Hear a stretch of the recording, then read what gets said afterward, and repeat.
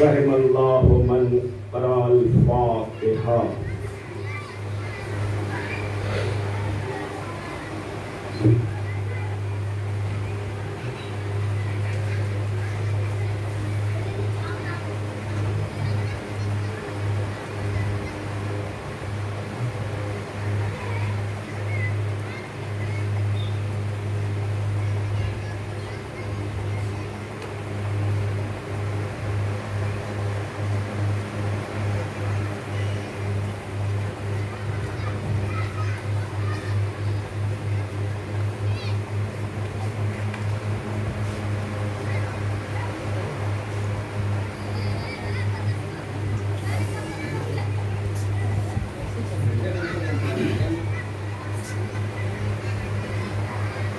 لا حول ولا قوة إلا بالله العلي العظيم. حسبنا الله ونعم الوكيل. نعم المولى ونعم النصير. أعوذ بالله من الشيطان اللعين الرجيم. بسم الله الرحمن الرحيم. الحمد لله رب العالمين. الصلاة والسلام على سيد الأنبياء والمرسلين وخاتم النبيين الملقب بطه وياسين المسدد المصطفى الأمجد المحمود الأحمد بالقاسم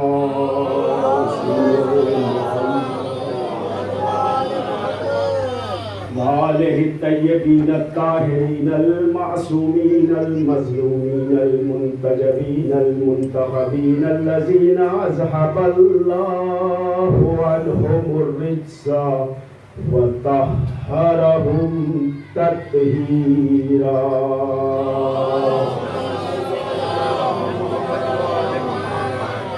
ولعنة الله على أعدائهم وقتلتهم وغاصبي حقوقهم ومنكري فضائلهم أجمعين.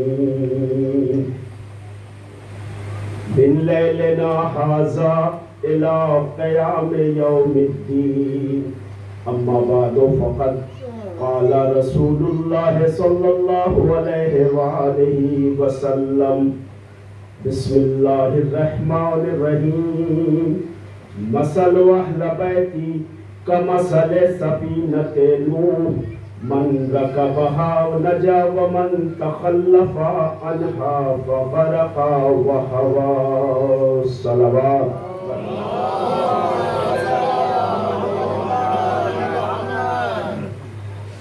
عزیزان گرامی،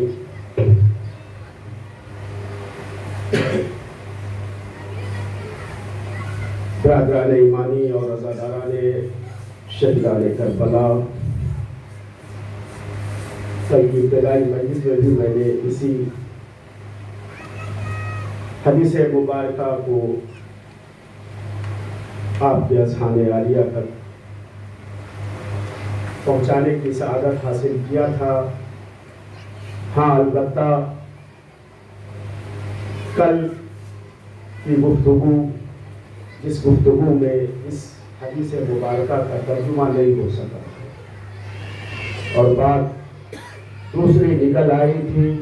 میں چاہتا ہوں کہ بالکل حدیث سے مسلسل ہو کر آپ کے ذہن کو متوجہ کرتا رہوں عزیزان محترم، یہ حدیث مبارکہ کے جسے میں نے آپ کی خدمت عالیہ میں پیش کیا ہے، یہ اس نبی کا قول ہے جس کی طاقت اور عزت کا دوسرا نام علی مرتضیٰ ہے۔ یہ اس نبی کا قول ہے کہ جس کی عصمت و طہارت کا دوسرا نام فاطمہ زہرا ہے۔ یہ اس نبی کا قول ہے کہ جس کے حسن و اخلاق کو اگر پیکرے بشریت میں سجا دیا جائے تو اسی کا نام حسن رکھا گیا۔ یہ اس نبی کا قول ہے کہ جن کے صبر و شکر کو لباس بشریت میں اگر پیش کیا جائے تو اسی کا نام حسین ابن علی ہے۔ یہ اس نبی کا قول ہے جن کے سجدے کا دوسرا نام زین العابدین ہے۔ بس کہاں تک عرض کروں عزیزان محترم، جن کے سجدے کا دوسرا نام زین العابدین ہے، یہ اس نبی کا قول ہے کہ جس کے قیام کا دوسرا نام قائم آل محمد ہے۔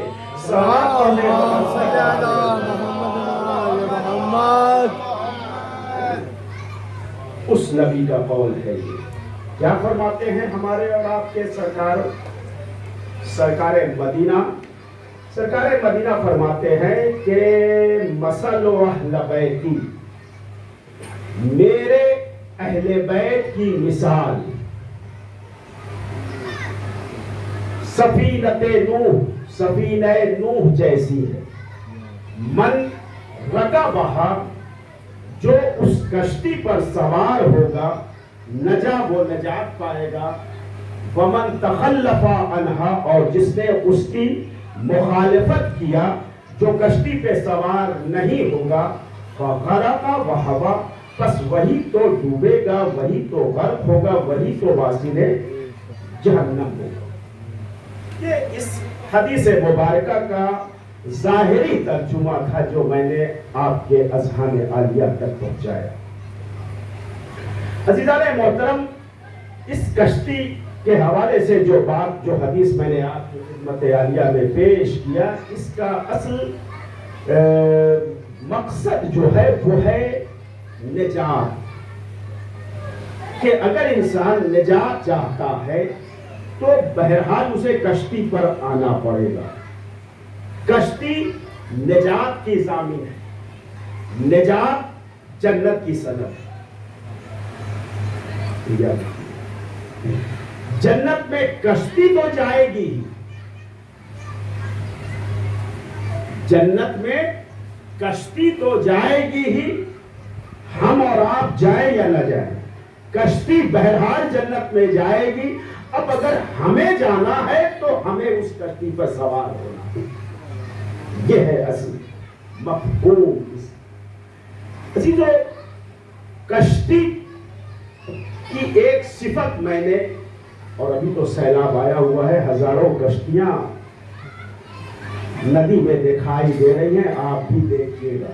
سیلاب کچھ مہینہ پہلے اسی گنگا میں پانی بہت کم تھا، تو میں نے دیکھا کہ کشتی وہاں پر ہے۔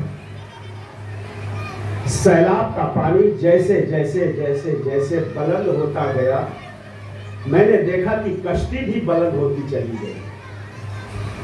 یہ کشتی کی خاص صفت ہے کہ اگر مخالفت کا سیلاب اگر کشتی کے خلاف آ جائے تو کشتی کے اوپر کوئی اثر نہیں پڑتا ہے۔ کشتی جتنی مخالفت ہوتی چلی جائے گی اتنی کشتی بلند ہوتی چلی جائے گی۔ آل محمد کی مخالفت جتنی دنیا کرتی رہے، آل محمد کی ذات پر کوئی اثر پڑنے والا نہیں ہے۔ جتنی مخالفت بڑھتی چلی جائے گی آل محمد کی شان میں اتنا ہی اضافہ ہوتا چلا جائے گا۔ ایک صلوات پڑھ دے محمد صلی اللہ علیہ وسلم۔ اب ایک چھوٹا سا سوال چھوٹے سے ذہن میں یہ بھی پیدا ہوتا ہے کہ مولانا کشتیاں تو ڈوبتی بھی ہیں، ہے کہ نہیں؟ اخباروں کے ذریعے آپ نے یہ بھی سنا ہوگا کہ کشتی ڈوب گئی، اتنے آدمی ہلاک ہو گئے، اور ہم سے یہ کہا جا رہا ہے کہ یہ اہل بیت کی کشتی ہے، اس پر سوار ہو جاؤ۔ پوری توجہ ذرا سا اپنے عقیدے کو خوب سنبھال کر رکھیے گا۔ ہم سے یہ کہا جا رہا ہے کہ یہ اہل بیت کی کشتی ہے، اس پر آپ سوار ہو جاؤ تبھی تم نجات پاؤ گے، اور تجربہ یہ کہہ رہا ہے کہ کبھی کبھی، روزانہ نہیں تو کبھی کبھی، سال 2 سال 10 سال 20 سال میں کشتی ڈوبتی بھی ہے کہ نہیں ڈوبتی ہے؟ ڈوبتی ہے۔ تو اب ہمیں بہرحال دیکھنا تو پڑے گا کہ وہ کون سی کشتی ہے کہ جو ڈوبتی ہے۔ ہر کشتی نہیں ڈوبتی ہے عزیزان محترم، ہر کشتی نہیں ڈوبتی ہے، کچھ ہی کشتی ہے کہ جو ڈوب جایا کرتی ہے۔ اب یہ دیکھنا ہے کہ وہ کون سی کشتی ہے کہ جو ڈوبتی ہے۔ میں نے جا کر دیکھنا شروع کیا، وہ ڈوبنے والی کشتی کون ہوتی ہے؟ جو پانی پر رکھنے کے بعد ڈوب جاتی ہے، پانی پر چلتے ہوئے ڈوب جایا کرتی ہے۔ میں نے بہت غور کیا تو میں نے دیکھا کہ کشتی کے ڈوبنے کی وجہ یہ ہے، کشتی کی ساخت و برداشت کو آپ نے دیکھا ہوگا، ہم لوگ تو گاؤں دیہات کے رہنے والے ہیں، بہت نزدیک سے ہم لوگوں نے کشتی کو بنتے ہوئے بھی دیکھا ہے، اس کی بناوٹ کو بھی دیکھا ہے۔ کشتی کوئی سونے اور چاندی کی نہیں بنا کرتی ہے، کشتی لکڑی کے تختے سے بنا کرتی ہے۔ ڈوبتی کب ہے کشتی؟ جب میں نے بہت غور سے اس کشتی کا معائنہ کیا، اس کا مشاہدہ کیا، تو مجھے یہ بات سمجھ میں آئی، یہ بات دکھائی دی کہ جب کشتی کے پٹروں میں تھوڑا سا فاصلہ ہوتا ہے، جب فاصلہ ہوگا تو پانی اندر آئے گا اور پھر کشتی ڈوبتی۔ جہاں فاصلہ ہوگا وہی کشتی ڈوبے گی۔ اب دنیا کو یہ بات سمجھ میں آئی کہ ہم نے محمد کے بعد علی کو بلا فصل کیوں مانا ہے، ہم نے فاصلہ رکھا ہی نہیں ہے۔ جب فاصلہ رکھا ہی نہیں ہے تو کشتی کے ڈوبنے کا سوال بھی نہیں ہوتا ہے۔ صلوات پڑھتے محمد والے نے تو اس اہل بیت کو مانا ہے کہ جو بعد رسول بلا فصل ہیں، جہاں فاصلہ ہوگا وہاں ڈوبنے کا سوال ہے۔ اہل بیت تو اس ذات کا نام ہے کہ جو پیغمبر سے بلا فصل ہے، لہذا یہ تو یقین ہو گیا کہ یہ کشتی تو ڈوبنے سے رہی۔ لہذا اب ہمیں حکم دیا گیا ہے کہ ہم اس کشتی پر سوار ہو جائیں، تبھی نجات ملنے والی ہے۔ عزیزان محترم، پنجتن کی کشتی ہے یہ، اس کی بہت زیادہ تفصیل اور تفسیر آپ دیکھیں گے کتابوں کے حوالے سے تو آپ کو ملے گی کہ یہ پنجتن کی کشتی ہے۔ جناب نوح کی کشتی سے اس کو تمثیل دی گئی ہے، مثال دی گئی ہے۔ جناب نوح نے کشتی تیار کیا تھا اور اس پر لوگوں کو بلایا تھا، وہ لوگ آئے تھے، حالانکہ اس کشتی میں بھی پنجتن کے نام کی کیل لگائی گئی تھی۔ اب وہ انشاءاللہ کسی دن عرض کریں گے کہ وہ کشتی تیار کیسے ہوئی، لیکن بہرحال مسئلہ پنجتن کا ہے۔ یہ کتنے مقدس ہیں نگاہ پروردگار عالم میں، کتنے محبوب ہیں اللہ کی نظر میں یہ اہل بیت، اس کا ہم اور آپ اندازہ نہیں لگا سکتے ہیں۔ آج شب جمعہ ہے، شب جمعہ ہے۔ جن لوگوں نے حدیث قصہ کی تلاوت کیا ہوگا انہیں خوب اس بات کا علم ہوگا کہ اہل بیت نگاہ پروردگار عالم میں کن عظمتوں کے حامل ہیں۔ شب جمعہ حدیث قصہ کی تلاوت کا حکم خصوصی حکم ہے۔ اہل بیت کے چاہنے والے شب جمعہ حدیث قصہ کی ضرور تلاوت کر لیا کریں۔ بڑے فوائد ہیں اس کے، بڑی عظمتیں ہیں ان کے اندر، بڑی فضیلتیں پوشیدہ ہیں اس حدیث قصہ کے اندر۔ شاید میں نے کبھی عرض بھی کیا ہو، بہرحال ریپیٹ کیے دے رہا ہوں کہ ایک حدیث قصہ ہے اور ایک دعائے کمیل ہے. حدیث قصہ کے پڑھنے کی بھی تاکید کی گئی ہے, دعائے کمیل کے پڑھنے کی بھی بہت تاکید کی گئی ہے. ان شبوں میں خصوصاً روز جمعہ, شب جمعہ دعائے کمیل کی تلاوت کی جائے, حدیث قصہ کی تلاوت کی جائے. بڑی عظمتوں کی حامل ہے یہ دعا. ان دونوں میں سے یہ دونوں دعا ہی ہے. حدیث قصہ قرآن کی آیت تو ہے نہیں ہے, دعائے کمیل خود بھی دعا ہے. ان دونوں میں فرق کیا ہے؟ ان دونوں میں ایک سامنے کا فرق جو مجھے دکھائی دے رہا ہے, وہ فرق یہ ہے کہ جب اہل بیت یہاں سے وہاں اپنی باتوں کو پہنچائے تو اسے دعائے کمیل کہا جاتا ہے. جب اللہ اہل بیت سے وہاں سے یہاں باتیں کرنے لگے تو اسے حدیث قصہ کہا گیا ہے. دعائے کمیل میں مولا نے یہاں سے اپنے رب سے باتیں کی ہیں, اسے دعائے کمیل کہا گیا. وہاں سے اللہ اپنے اہل بیت سے باتیں کر رہا ہے, اسے حدیث قصہ کہا گیا. یا ملائکتی و سکانہ سماواتی و عزتی و جلالی انی ما خلقت السماء مبنیتا ولا ارضا مدھیتا ولا قمرا منیرا ولا شمسا مضیا ولا فلکا یدری ولا فلکا یدری ولا بحر یدری الا فی محبت ہؤلاء الخمسۃ الذین هم تحت القصاء. اے ساکنان عرش, اے عرش پر رہنے والوں, اے ملائکہ سن لو,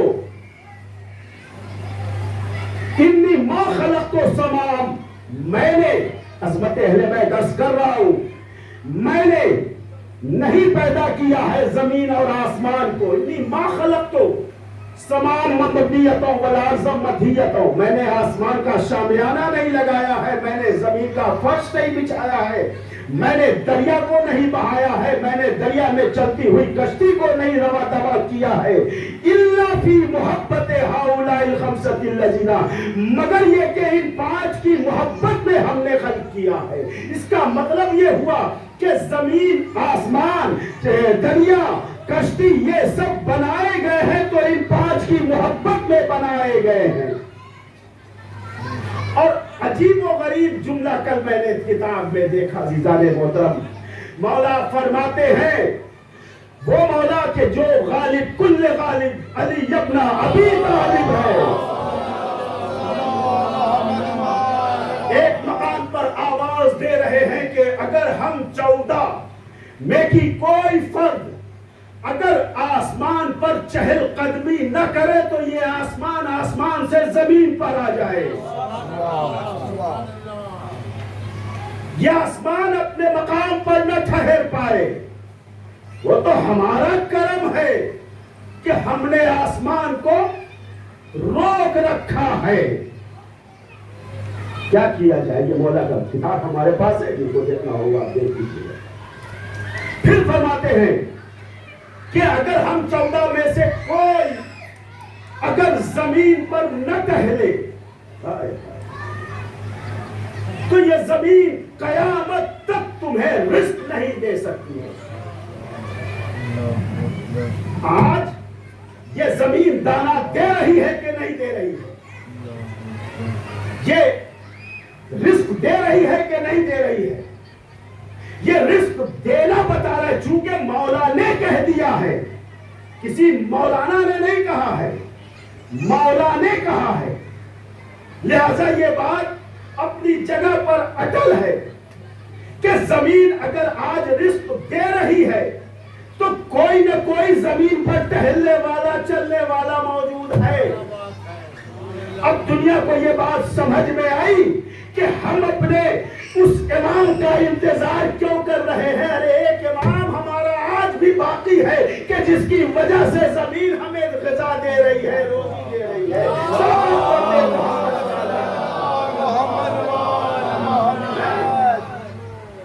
ایسے ایسے نہ جانے کتنے جملے ہیں ایمان. انسان کی عقل متحمل نہیں ہو سکتی ہے. مولا نے بہت بچا کر کے کہا ہے ورنہ اگر ان کی زبانی سنا جائے تو انسان بہک جائے گا.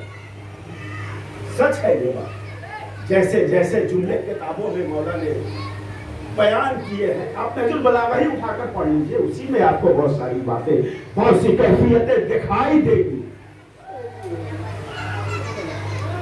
یہ تو سامنے کی بات.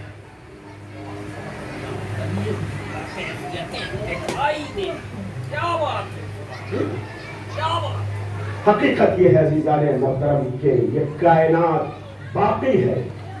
اور بڑی اچھی بات, بڑے اچھا شعر بھی ہے کسی شاعر نے کہا کہ ہٹ جائے گر امام زماں درمیان سے,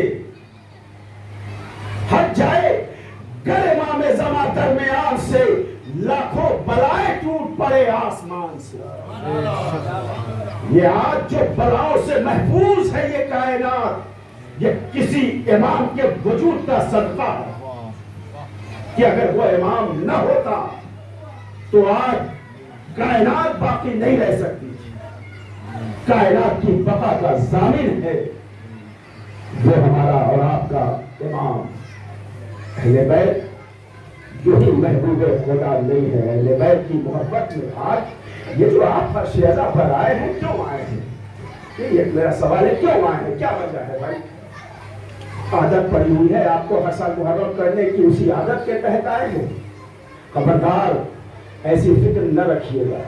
پر سال بھی محرم میں ہم آئے تھے, محرم کیا تھا, اس سال بھی ہم محرم میں آ گئے ہیں.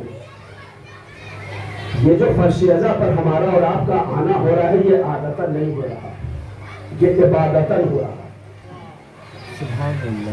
اس لیے کہ اللہ عادت کو قبول نہیں کرتا ہے, عبادت کو قبول کرتا ہے کہ نہیں؟ عادت کو نہیں اللہ کو امپورٹنس دیتا ہے, وہ تو عبادت دیکھنا چاہتا ہے.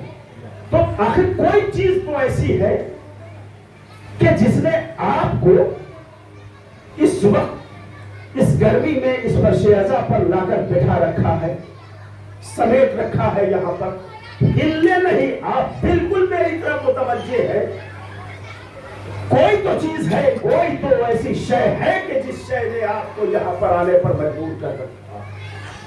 عزیزوں میں کوئی اور شے نہیں ہے, وہ ایک محبت ہے کہ جس کی بنیاد کے اوپر آپ اور ہم یہاں پر مصروف عبادت ہیں. ورنہ دنیا کی کوئی طاقت نہیں ہے. ایک دن آپ مجلس میں آ جائیے گا کسی کے کہنے پر شرمندِ حضرت, دوسرے دن آپ کسی جلسے میں شرکت کر لیجئے گا, نہیں صبح سے شام تک ہزاروں مجلسیں ہوتی رہے, پھر بھی رات میں جب اللہ پھر بھی رات میں جب بستر پر جاتا ہوں نا تو سوچ کر کلیجہ کانپنے لگتا ہے کچھ مجلسیں چھوٹ گئی, کاش کے ان مجلسوں میں بھی شرکت ہو جائے. یہ کیفیت بعض لوگوں کی اندر پائی جاتی ہے. تو وہ کون سی شے ہے؟ وہ ہے محبت اہل بیت.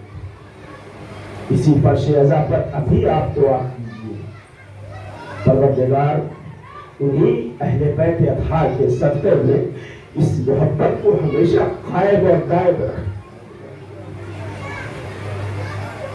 پروردگار تو ہم سے ہماری ساری دولت لے لینا, سارا سرمایہ ہم سے چھین لینا, یہ سرمایہ ہمارے پاس رہنے دینا, اس میں کمی نہ ہونے پائے.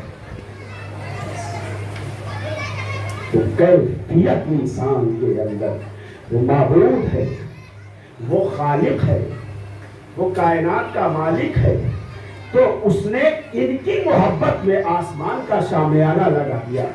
اے میرے مالک, تو تو کائنات کا مالک ہے, تو تو کائنات کا خالق ہے, تو نے جب ان سے محبت کیا ہے تو ان کی محبت کے تقاضے میں, محبت کا ایک تقاضا یہ بھی ہوتا ہے کہ جس سے محبت کیا جائے, جس سے عشق کیا جائے, اس کی یادگار قائم کیا جائے. جناب ابراہیم نے اللہ سے عشق کیا, محبت کیا, تو دل میں جناب ابراہیم کے یہ خیال آیا, میں اس سے عشق کر رہا ہوں، اس سے محبت کر رہا ہوں، اس محبت کی یادگار بھی تو قائم رہنا چاہیے۔ اللہ نے کہا تمہارے محبت کی یادگار قائم رکھوں گا میں۔ یہی نا صفا اور مروہ کے درمیان میں حاجرہ نے دوڑ لگائی تھی، میں قیامت تک حاجیوں کے اوپر واجب قرار دوں گا کہ وہ صفا اور مروہ کے درمیان میں سعید کرتے رہے، ہے نا؟ قائم ہے کہ نہیں یادگار؟ تو محبت کا ایک تقاضا یہ ہے کہ یادگار قائم کی جاتی ہے۔ اللہ نے ان سے محبت کیا ہے، اس پہ یادگار قائم کیا، ان کی محبت میں آسمان کا شامیانہ لگا دیا، ان کی محبت میں زمین کا فرش بچھا دیا۔ اے میرے معبود، ہم تو نادار ہیں، ہم تو بڑے مفلس ہیں، ہم تو بڑے گنہگار ہیں، تو نے تو محبت کیا ہی اہل بیت سے، تو تو نے محبت کی یادگار قائم کر دی، آسمان ان کی محبت کی یاد میں قائم کیا گیا۔ یہ زمین کا فرش تو نے بچھا دیا ہے، تو ان کی محبت میں ہم کیا کریں؟ ہم اہل بیت کے غلام کیا کریں؟ بس ایک مرتبہ ہم نے بھی وہی کیا جو اس پروردگار عالم نے۔ معبود تو نے محبت کی یادگار قائم کی ہے آسمان کی شکل میں، تو ہم بھی ان سے محبت کرتے ہیں، ہم نے ان کی محبت میں فصل ازا میں شامیانہ لگا دیا۔ معبود تو نے ان کی محبت میں زمین کا فرش بچھایا ہے، ہم نے ان کی محبت میں فرش ازا بچھا دیا۔ تو نے ان کی محبت میں سورج اور چاند کی قندیلیں لگائی ہیں، تو ہمارے پاس تو اتنی اوقات نہیں ہے، تو قادر مطلق ہے، تو خالق کائنات ہے، ہم تو تیرے بندے ہیں، ہم اپنی اوقات سے ایک شمع جلا دیا کرتے۔ تو نے ان کی محبت کی یاد میں دریا بہا دیا، ہم دریا نہیں بہا سکتے ہیں، ہم نے سبیل لگا دی۔ اطمینان اتنا ہے ہمیں، اتنا اطمینان ہے کہ جس اطمینان کا کوئی جواب نہیں ہے۔ کس بات کا اطمینان؟ اطمینان اس بات کا ہے کہ جو تیرا محبوب ہے وہی میرا محبوب ہے، جس کو تو نے چاہا ہے اسی کو میں نے بھی چاہا، جس سے تو نے محبت کی ہے اسی سے میں نے بھی محبت کی ہے، بھئی اسی لیے تو مجھے اطمینان ہے۔ بس عزاداران مظلوم کربلا اسی محبت کے تقاضے کے تحت تو ہم نے فرش ازا بچھا دیا۔ ذکر شہیدان کربلا ہمارا مقدر، ہمارے سر کا تاج، ہمارے آنکھوں کا نور ہے۔ کربلا والوں کا ذکر، اگر وہ ذکر نہ کیا جائے یہ زبان گنگ ہو جائے گی۔ اگر ہم ذکر شہیدان کربلا نہ سنیں تو ہم،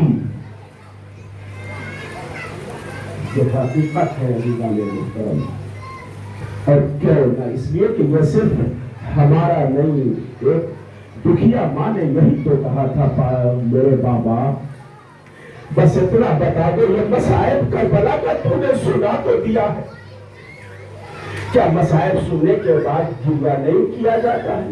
ہاں بیٹا گریہ تو کیا جاتا ہے۔ بابا تو پھر یہ بتا دو کہ جب میرا لال حسین کربلا میں گھوڑے سے گر رہا ہوگا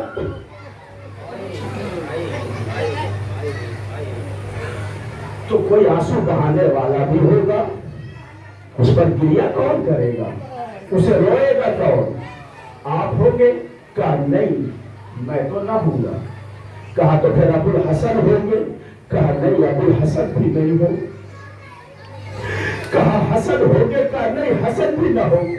کہا پھر میرے لال پر روئے گا کون؟ بڑی تمنا ہے اس شہزادی زہرا کو کہ میرے لال حسین پر گریہ کون کرے گا جب قیامت کا جملہ کہا پیغمبر نے، اے بیٹی گھبرا قوم پیدا ہوگی جو تمہارے حسین کا ماتم کرتی رہے گی، قیامت تک ماتم ہوتا رہے گا۔ اے دنیا والوں، جتنی دولت تم اپنی خوشیوں میں خرچ نہیں کرتے ہو، اس سے زیادہ ہم حسین کے غم میں لٹایا کرتے ہیں۔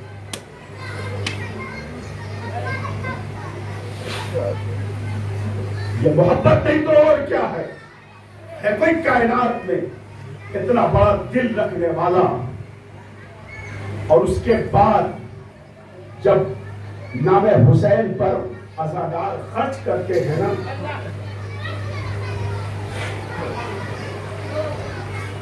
قرآن نے کہا ہے،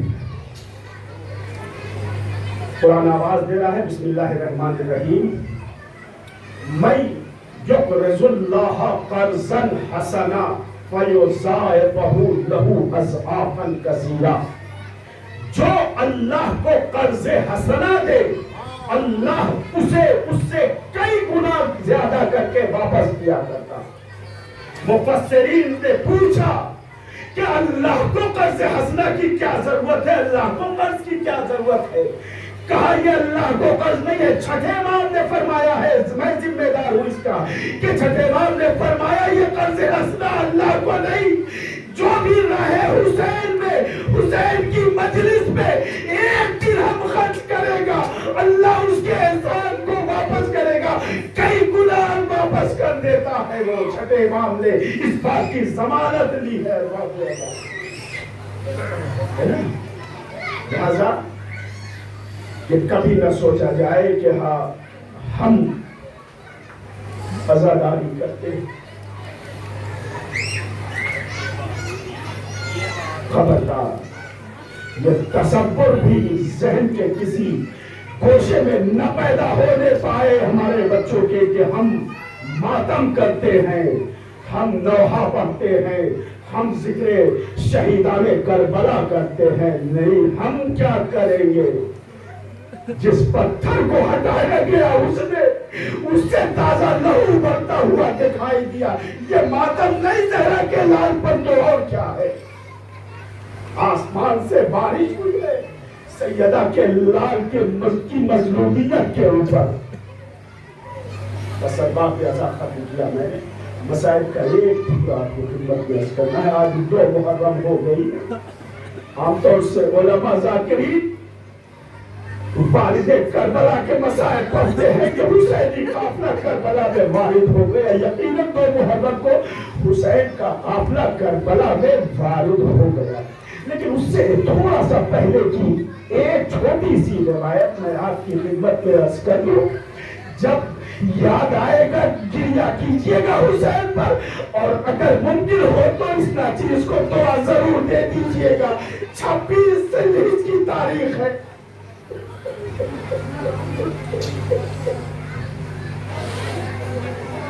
26 ذوالحجہ رات گزر رہی ہے۔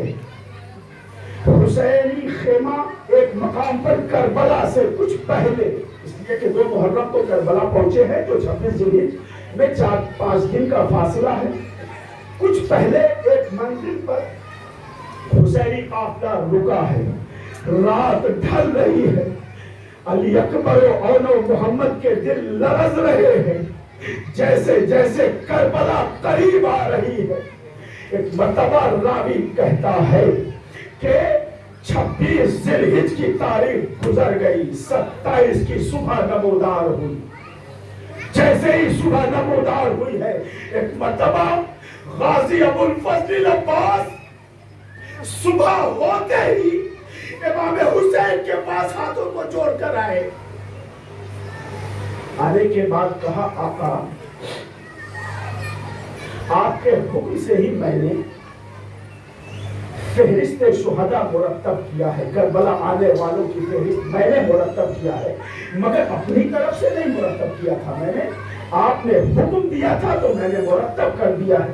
مجھے خوب معلوم ہے کہ ہمارے قافلے میں کتنے اونٹ ہیں، کتنے گھوڑے ہیں، کتنی سیدانیاں ہیں، کتنے مرد ہیں، کتنے بچے ہیں۔ کہا تمہیں تو معلوم ہوگا۔ کہا آقا میں کہنا صرف یہ آپ سے چاہتا ہوں کہ کیا آپ نے کسی ایک خاتون کو الگ سے اجازت دے دیا ہے جس کا نام میری فہرست میں نہیں ہے؟ ایک مرتبہ حسین کانپنے لگا، کیا کہہ رہا ہو؟ میں نے تو تمہیں پورا اختیار دے دیا تھا۔ کہا نہیں آقا، جب یہ قافلہ چلتا ہے تو ایک سیاہ برقع پوش بی بی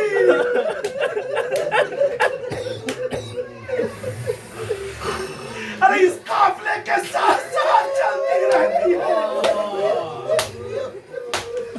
جب قافلہ رکتا ہے تو وہ بی بی نظر نہیں آتی، پھر جب قافلہ چلتا ہے وہی سے آپوش بی بی۔ امام حسین نے ایک مرتبہ عباس کو سینے سے لگایا، اے میرے شیر غازی تو نے نہیں پہچانا، ارے جب سے حسین نے مدینہ چھوڑا میری ماں نے جنت البقیع چھوڑ دیا۔ اپنے حسین کے بغیر کیسے رہے گی؟ ارے روز عاشورا اسی ماں کی آغوش ہوگی جس ماں کی آغوش میں حسین ذبح کیا جائے گا۔